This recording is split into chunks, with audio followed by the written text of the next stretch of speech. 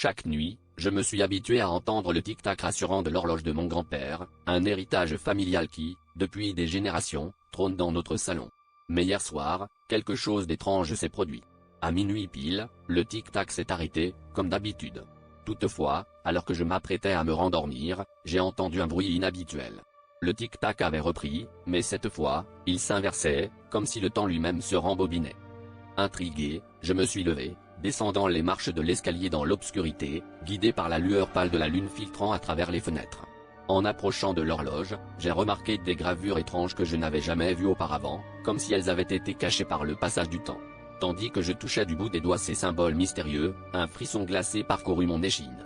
Mon grand-père ne m'avait jamais parlé de ces gravures, et une voix dans ma tête murmurait que certaines choses sont mieux laissées dans l'oubli. Alors que l'horloge continuait à reculer, j'ai ressenti une pression soudaine, comme si une force invisible m'incitait à découvrir la vérité. Une porte cachée à l'arrière de l'horloge s'ouvrit lentement, révélant un compartiment secret.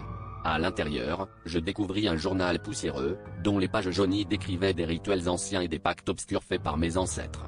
Au fur et à mesure de ma lecture, il devint évident que notre famille avait scellé un accord avec une entité sinistre, et que l'horloge était le gardien de ce pacte.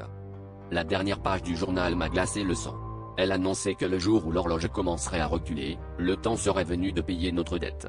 J'ai senti un souffle froid sur ma nuque, et en me retournant, j'ai vu une ombre se matérialiser lentement dans la pièce.